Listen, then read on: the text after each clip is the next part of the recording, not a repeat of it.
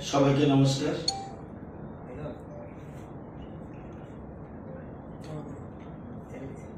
বিদ্যুৎ পরিষেবা প্রদান করা একটা চ্যালেঞ্জিং বিষয়। সামনে দুর্গাপূজা আসছে, দীপাবলি আসছে। এই সময় যেন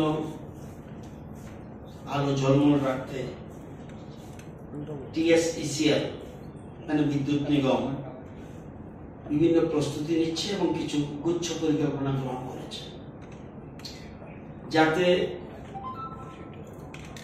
পুজোর দিনগুলিতে গোটা রাজ্যে যাতে বিরতিহীন বিদ্যুৎ পরিষেবা প্রদান করা যায়।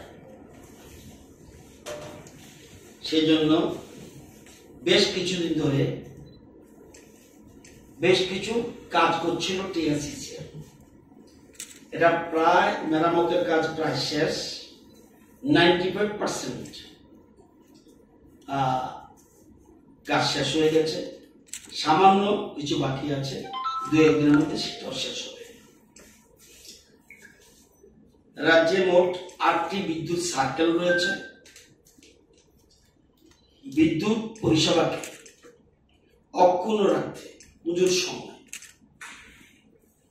মেরামতি কাজ, বিশেষ করে গাছের ডাল কাটা, জঙ্গল পরিষ্কার রাখা, যাতে একটু বাতাসে কোনো সমস্যা না হয়, তার টানা এবং ট্রান্সফরমার মেরামতি করা, খুঁটি ঠিক করা, ট্রান্সফরমার চেঞ্জ করা, এগুলি এবং 33 কেবি লাইন, 11 কেবি লাইন, LT লাইন মেরামত করা, এগুলি সমস্ত আনুষঙ্গিক যন্ত্রপাতির সমস্ত কিছু মেরামত, এগুলি প্রায় 95% শেষ হয়ে গেছে। এবং বিদ্যুৎ গ্রাহকদের সামগ্রিক পরিষেবা বজায় রাখার জন্য আমরা এই যে বিশেষ করে পুজোর সময় মাঝে মধ্যে আমরা একটু বিরতি দিই এবং এই জন্য অ্যানাউন্সমেন্ট করা হয় এবং এতে কিছুটা সময় গ্যাপ থাকে। কোথাও উইদাউট মাইকিং, কোনো প্রচার ছাড়া এরকম গ্যাপ দেওয়া হয় না। আগরতলা শহর সমেত রাজ্যের বিভিন্ন স্থানে ওভারলোডেড, আমি বহুদিন বলছিলাম ওভারলোড, সেগুলি ট্রান্সফরমার ইতিমধ্যে আপগ্রেডেশন করা হয়েছে। বিশেষ করে আগরতলা বেশি ওভারলোড, যেটা এটাকে প্রায় আমরা ট্রান্সফরমার হয় স্ট্রেংথেন করেছি অথবা চেঞ্জ করে দিয়েছি। এছাড়াও আমাদের বর্তমানে তারপরেও আমাদের 475টা ট্রান্সফরমার মজুত রয়েছে।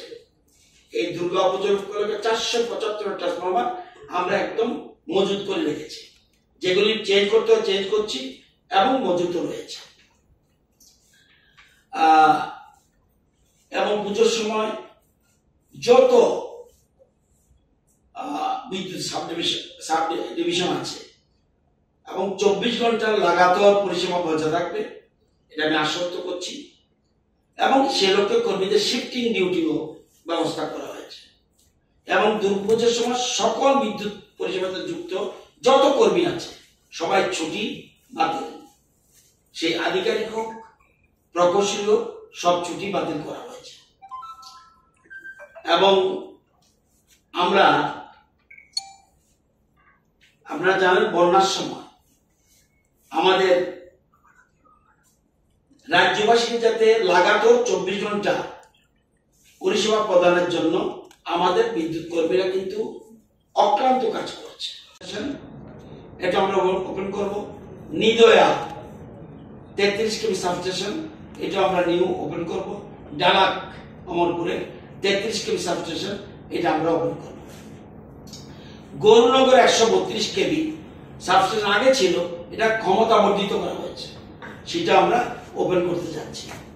এছাড়া আরো অনেকগুলি 132 কেবি এবং 33 কেবি সাবস্টেশন কাজ চলছে এবং এর সাথে সাথে সাথে 132 কেবি লাইন এবং নতুন 33 কেবি লাইন, এটা বিশ্বব্যাংকের টাকা, এই সবগুলি বিশ্বব্যাংকের প্রজেক্টের টাকায় সব কাজ হচ্ছে। এবং যেগুলি বললাম 9টা সাবস্টেশন আমরা দেওয়ালের আগে ওপেন করতে যাচ্ছি।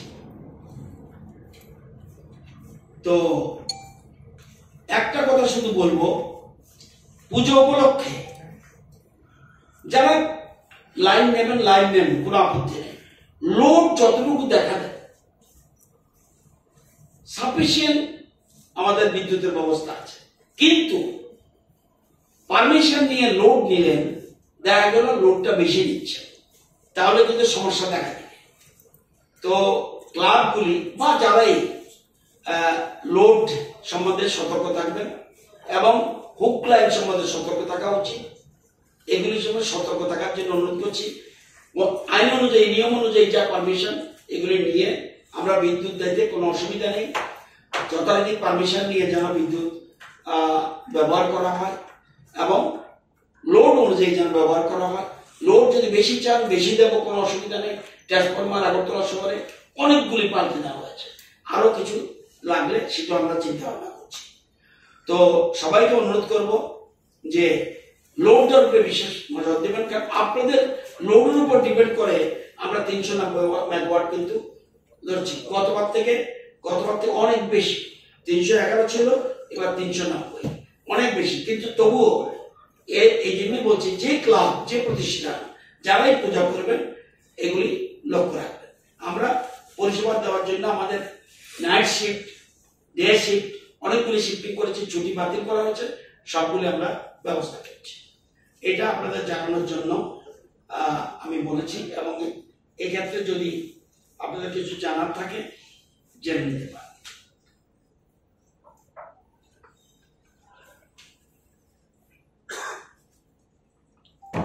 নিজস্ব কর্মীর পাশাপাশি অতিরিক্ত শ্রমিক দল আমরা লাগিয়েছি এবং বন্যা কবলিত এলাকায় জননিরাপত্তা নিশ্চিত করাতে সময়মতো বিদ্যুৎ সংযোগ বিচ্ছিন্ন করা হয়েছে, যাতে বিদ্যুৎ কারেন্টে লেগে কেউ না মারা যায়। আবার জল যখন নিচে নেমে যায় তার সাথে সাথে এটাকে আমরা নিরাপত্তা ব্যবস্থা খতিয়ে দেখার পর বিদ্যুৎ পুনঃস্থাপন করেছে।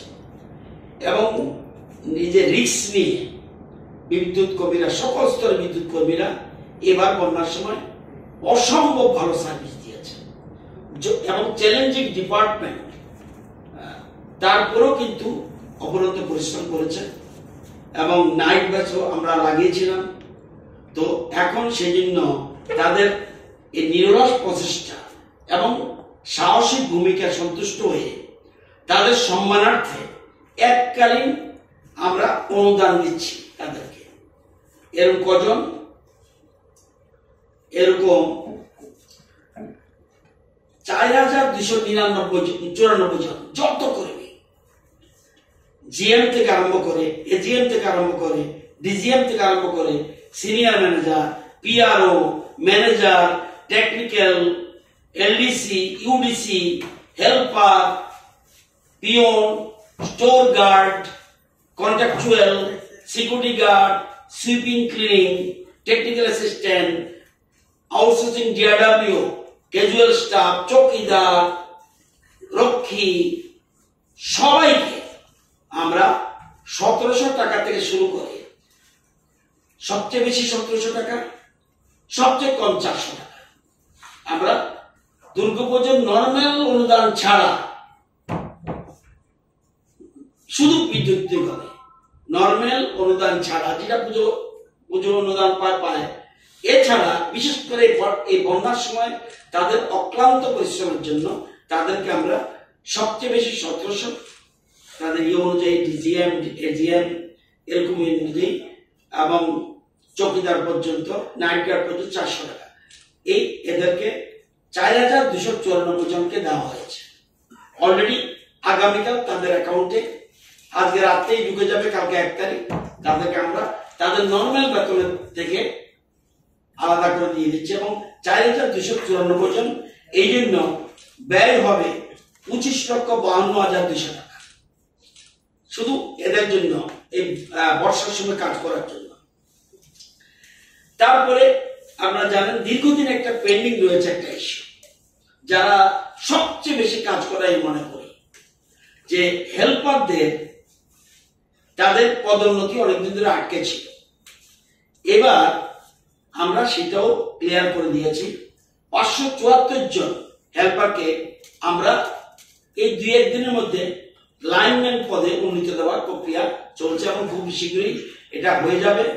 এবং 574 জন এরা প্রমোশন পাবে। তারা যারা হেল্পার 2, যারা হেল্পার, যারা সিনিয়র হেল্পার, তারা জুনিয়র লাইনম্যান হয়ে যাবে। প্রমোশন পেয়ে জুনিয়র লাইনম্যান সব, এবং তাদের গড়ে বেতন 1100 টাকা কমপক্ষে, এবং সর্বোচ্চ যারা পূরণ কর্মী 4300 টাকা পর্যন্ত বেতন বাড়বে।